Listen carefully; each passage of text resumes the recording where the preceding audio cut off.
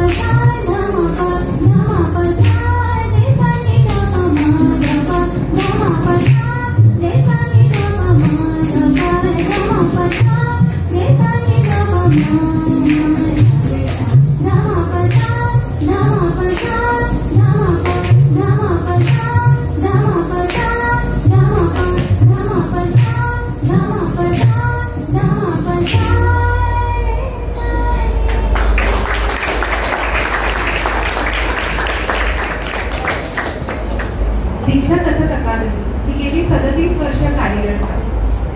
ह्या अकादमीच्या सर्वेसर्वा गुरु आभा वांगुर या गुरुपंडिता रोहिणी भाटे यांच्या शिष्या. ह्या संस्थेमधून अनेक मुली ललित कला केंद्र म्हणजेच पुणे विद्यापीठ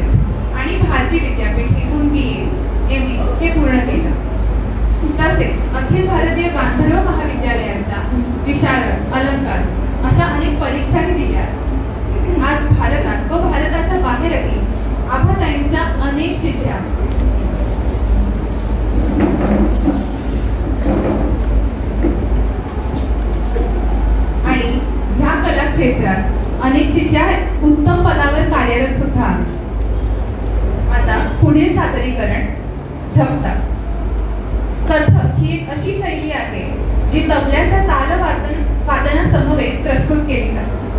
ताल प्रस्तुती परंपरेनुसार उठाण, थाट, आवाज, थोडे तुकडे इत्यादीचा समावेश असतो. अशीच एक ताल प्रस्तुती ताल झपता जो 10 मात्रांचा आहे सादर करीत आहेत दीक्षा कथक अकादमीच्या मुली चेरिशा आणि गौरी.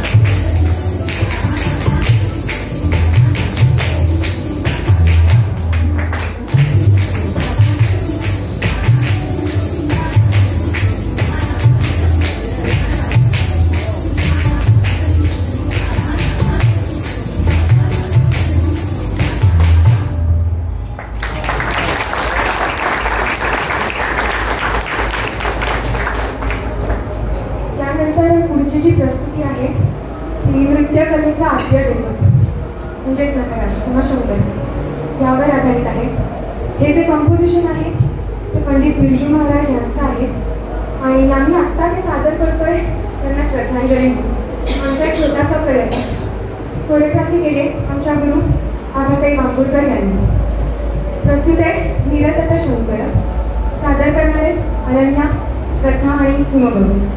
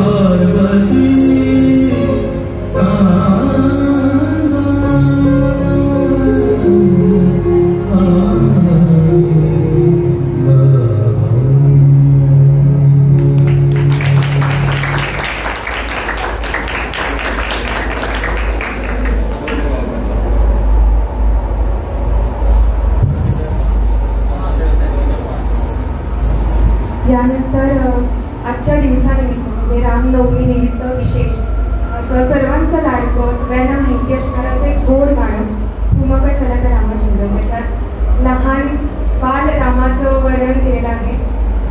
ते आता आपण बघूयात. पुढची प्रस्तुती सादर करतायत चेरिशा आणि यशराज.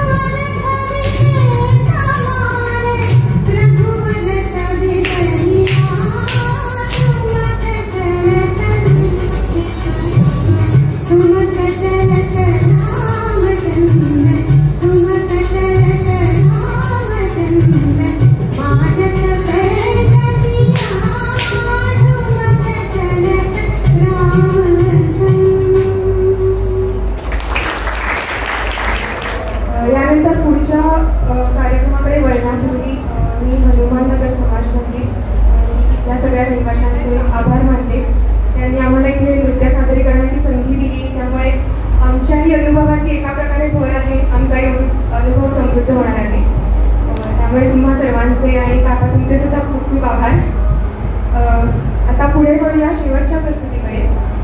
गदी माडगुळकरांच्या सुप्रसिद्ध गीत रामायणातले गाणं स्वयेश्री रामप्रभू येतो. आदौ राम तपोवनाधिगमनम् हत्वा मृगं काञ्चनम् वैदेही हरणं जटायुमरणं सुग्रीवतं भाषणं बाले विग्रहं समुद्रतरणं लंकापुरी दाहनं पश्चाद् रावण कुम्भकर्णहननम् एतत्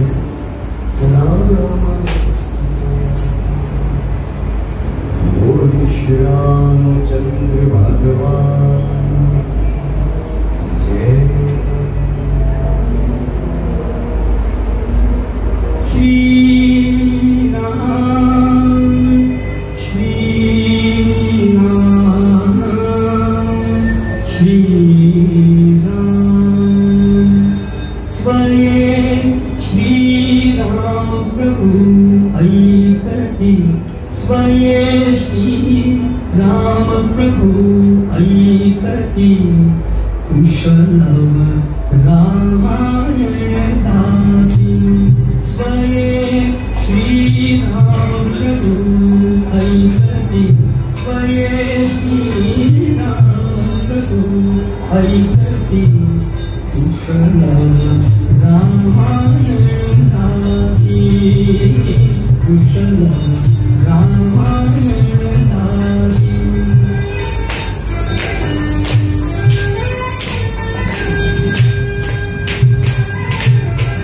कुमार गोहे एक बयासे सजीव पुत्र रघुनाथ से पुत्र सांग की चरित पिता के पुत्र सांग की चरित पिता के जोगिने तेजा की आरती जोगिने तेजा की आरती कुशलम रामायण आरती कुशलम रामायण आरती।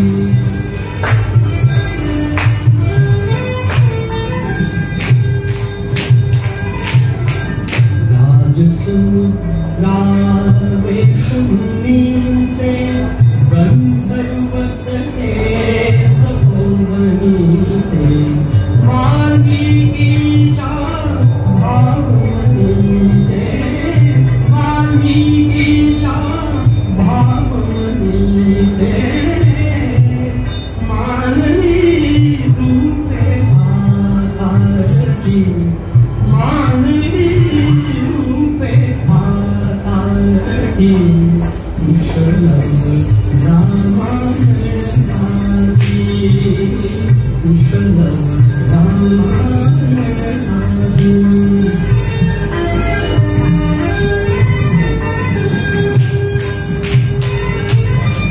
सोलुन आसन उठले राघव उठले राघव सोलुन आसन उठले राघव उठले राघव उठन कबरी अपने शैशव पुत्र थे पिता घरे महोत्सव पुत्र थे पिता घरे महोत्सव परिदो भयान जन्माहिती परिदो भयान जन्माहिती कुशलम रामायण दासी कुशलम रामायण दासी स्वयं श्री राम प्रभु ऐकति स्वयं श्री राम प्रभु ऐकति कुशलम रामायण दासी कुशलम रामायण।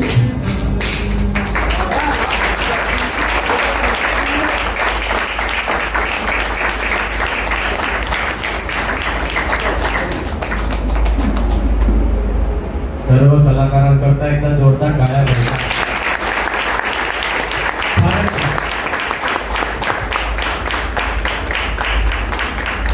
थोड्या वेळानंतर लवकर चालत येतात असं वाटलं. एवढं छान केलं. मी आबा बांबुरकर मॅडम यांचे आभार मानू इच्छितो. त्या दीक्षा अकॅडमीच्या संचालिका आहेत आणि त्या आपल्या इथे प्रत्यक्ष क्लासेस घेतात. फार छान प्रस्तुती. थँक्यू. फार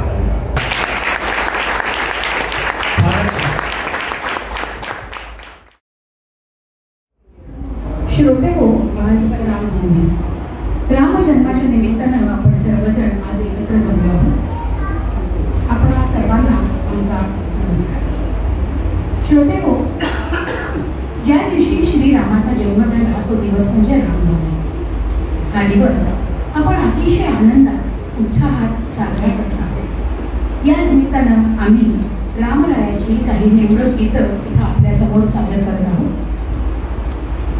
आजच्या या कार्यक्रमाला आम्हाला हार्मोनियमवर साथ करत आहे सौभाग्यवती दीप्ती आसवडेकर आणि तबल्यावर आहेत श्री विवेकानंद दामले. सुरुवातीला रामजन्माचं गीत रामायणातलं हे अजरामर गीत सादर करीत आहोत. ग दी माडगुळकरांच्या सिद्धहस्त लेखणीमधून उतरलेलं आणि सुधीर फडके यांच्या स्वर्गीय आवाजात असलेलं रामजन्मला. रामजन्माच्या सर्व भावना अतिशय उत्कट आणि सुंदर पद्धतीनं या गाण्यामधून व्यक्त होतात. साक्षात रामजन्म आपल्या नजरेसमोर उभा आहे. ऐकूया हे गीत.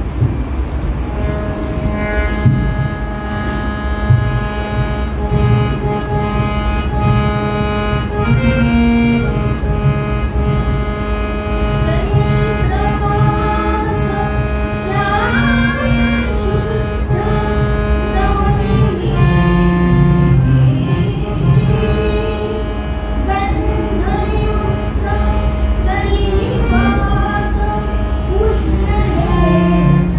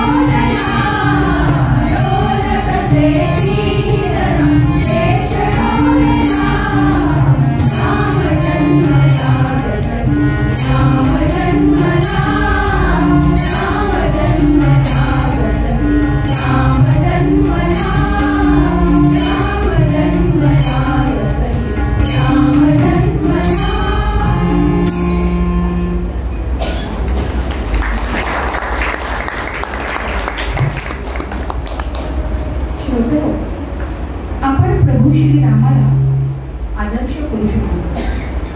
मात्र या मर्यादा पुरुषोत्तम श्रीरामाची भक्ती करताना आपण नेहमीच सबबी शोधत असतो.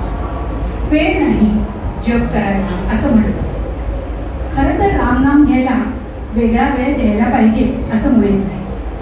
प्रपंचामध्ये राहूनही आपण रामनाम घेऊ शकतो असं गोंदवलेकर महाराज नेहमीच त्यांच्या प्रवचनात सांगतात. रामाची भक्ती कशी करावी हे सांगणारं आता हे गीत आहे. जयंत भिडे यांचे हे शब्द संगीतबद्ध केले आहेत मनोहर केतकर यांनी.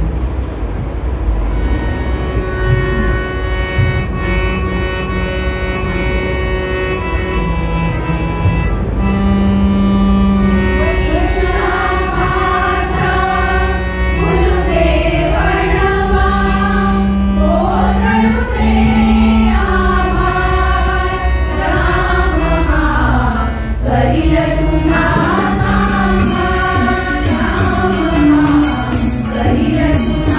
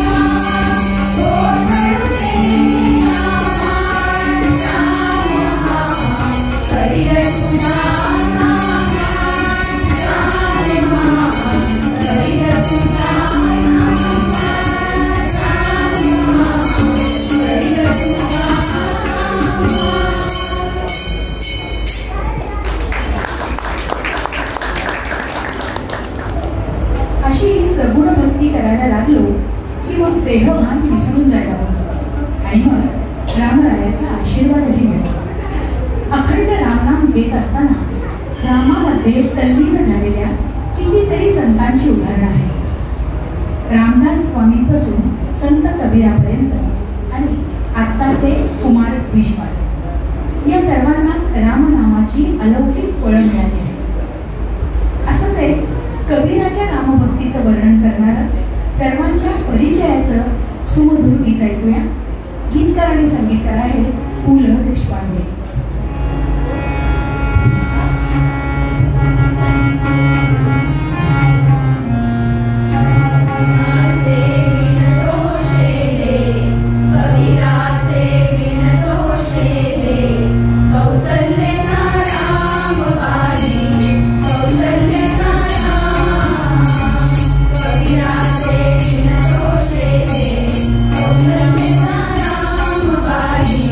कौशल्य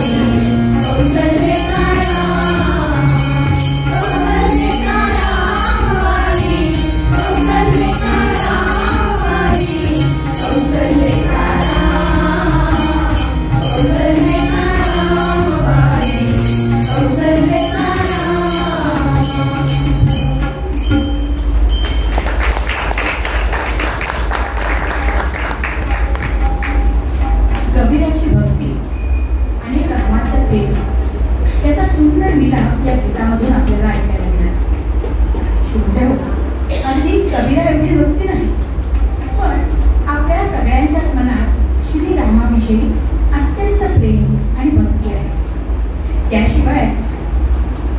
त्याशिवाय का आपण त्याला कल्याणकारी रामराया असं म्हणतो.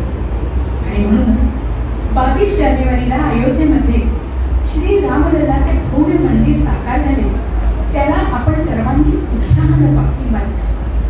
संपूर्ण भारतवर्षानं या दिवशी जणू काही दिवाळी साजरी केली. प्रभू रामचंद्र जेव्हा वनवासामधून अयोध्येला परत आले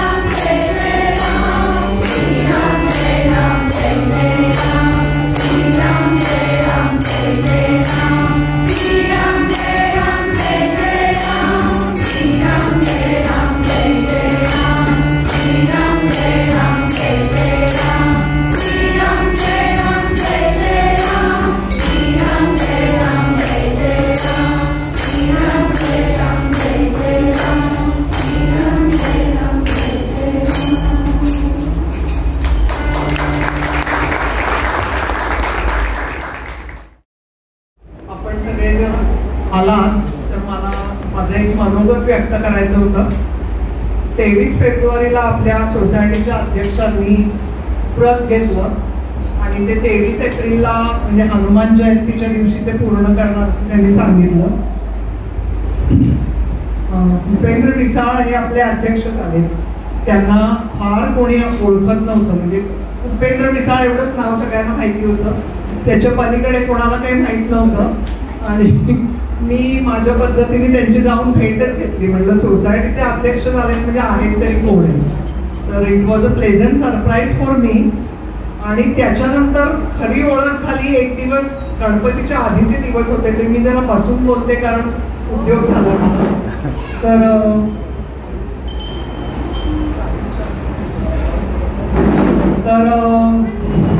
गणपतीच्या आधी त्यांचं हातात झाडू वगैरे घेऊन सगळे खिडक्या बिडक्या पुसणं झालं. आणि म्हटलं हा चमत्कार आपल्या सोसायटीत झाला हे म्हणजे मी फारच चाटच पडले एकदम. आणि तेव्हा मी एक छोटीशी पोस्ट लिहिली होती की फौजी लोक आणि सिव्हिलियन लोक ह्याच्यातला फरक मला आज कळला. कारण ते जे फौजी लोक असतात त्यांना मिशनच फक्त माहिती असते. तर आता ती पोस्ट लिहिल्यानंतर मला असं वाटलं होतं की सिव्हिलियन लोकांना थोडं प्रेरणा घेतील फौजी लोकांकडनं. ते काही फार अजून चित्र दिसत नाहीये मला. मध्ये राम मंदिराच्या निमित्ताने जे झालं ते माझं कॉन्ट्रीब्युशन, मी आपलं खिडक्या बिडक्या पुसल्या, त्याच्या पलीकडे काही नाही. त्याच्यानंतर त्यांनी 23 फेब्रुवारीला डिक्लेअर केलं.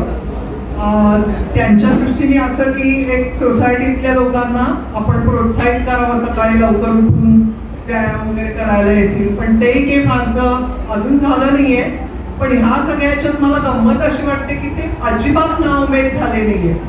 तर आता हे सगळं मी बोलतेय किंवा करते का, कारण मी अगदी समोर राहते आणि सकाळी उठल्यापासून मी त्यांचा जो वावर असतो तो बघते.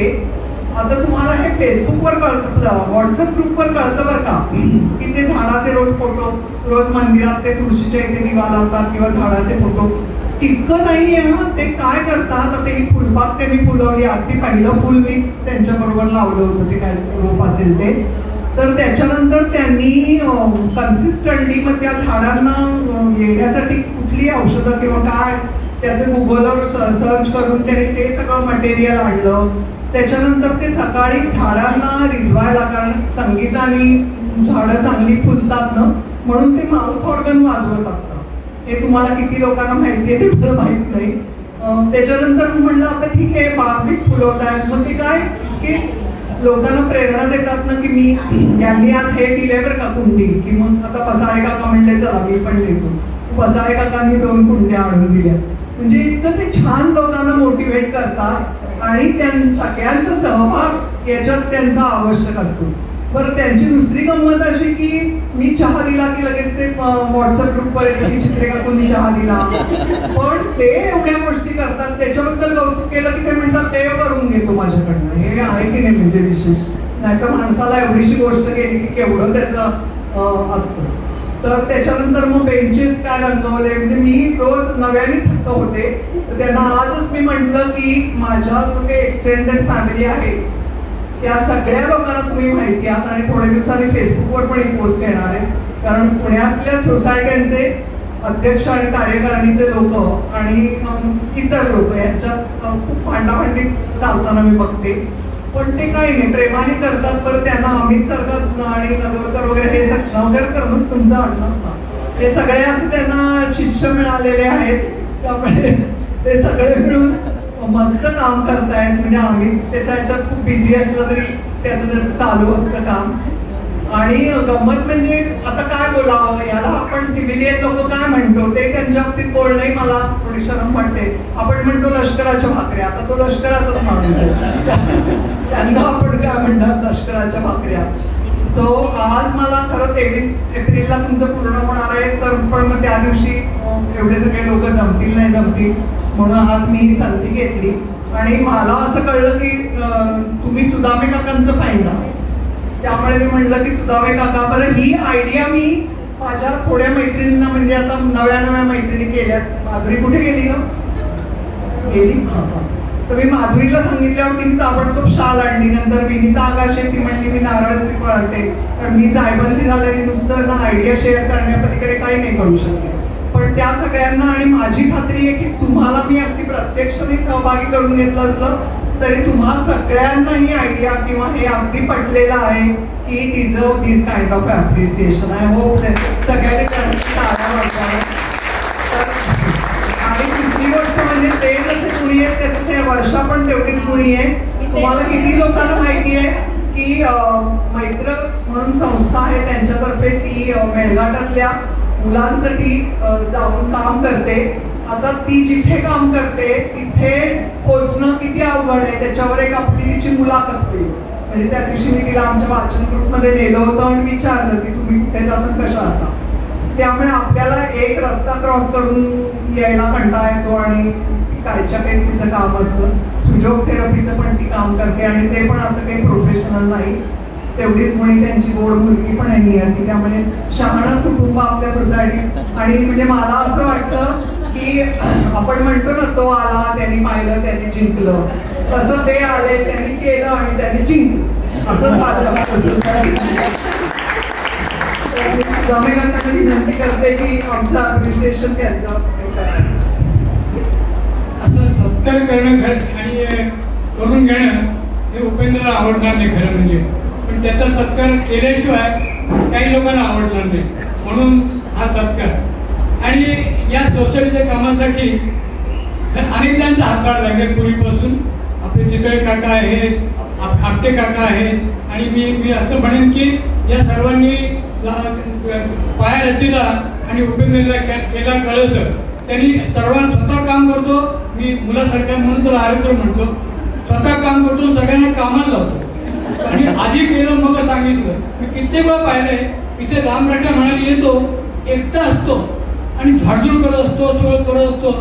धन्य आहे, धन्य आहे या माणसाची. श्रमप्रतिष्ठा रोज दिवाबत्ती जे असतं समा मंदिरामध्ये पणती लावतो हा ग्रंथ. मी त्याच्यावर ते छोटंसं तर दिलंय, एक जुनं काव्य आहे त्याच्यामध्ये. दिवाबत्तीला गतीने पडो खंड, औषध येवो प्रभूरे तुम्हाला उदंड, असं मी म्हणतो. तर या सर्वांच्या भावना ह्या प्रातिनिधिक सत्कार आहे. पूर्वीच्या लोकांनी भरपूर काम केले, पण आता हा जो काम करतोय त्याला तोड नाही. त्यामुळे मी त्या सर्वांच्या वतीनं तुला धन्यवाद देतो आणि या सत्कार करतो. हे पुस्तक अभिज्ञ आहे थांबा, आपण सत्कार करताना त्यांचा आपण सत्कार करू. मी एकच म्हणू शकतो की सेतू रामाचा आपला खारीचा वाटा.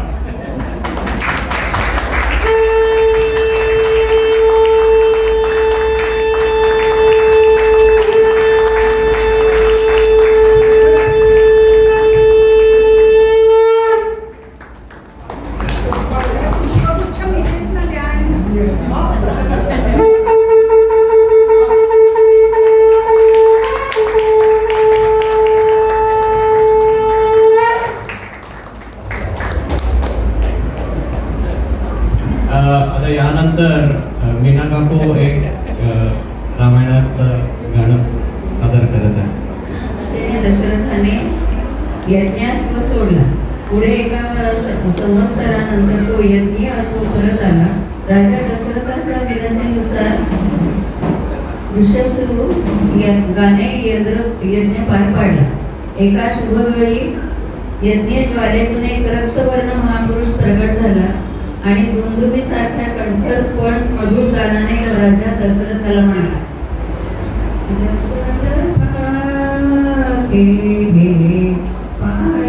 पायसदान पायसदान तुझ्या यज्ञी मी प्रगट झालो. माझा सन्मान दशरथा घे पायसदान पायसदान तव यज्ञाची होय सांगता. तृप्त झाल्या सर्व देवता प्रसन्न झाले कृपा तुझ्यावर विष्णु भगवान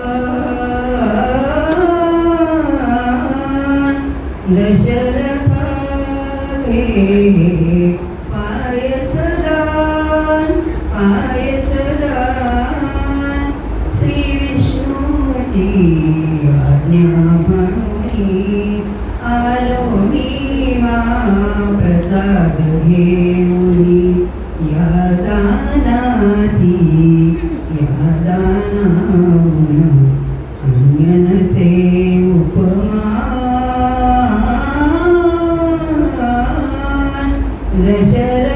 दशरथागे पायसदान पायसदान करात घेई देराण्याना क्षीरवातली कामधेनुच्या दुधावली उदयीचे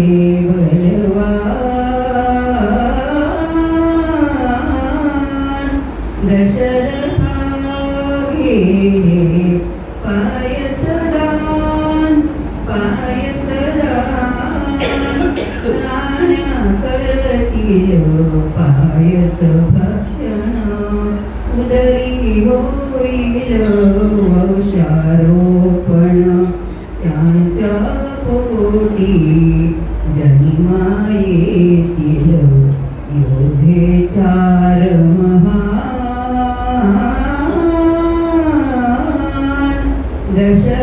दशरथागे पायसदान पायसदान प्रसवतील त्या देवी श्री विष्णूचे औषमानवी धन्य दशरथा तुला लाभला देवपित्याचा मान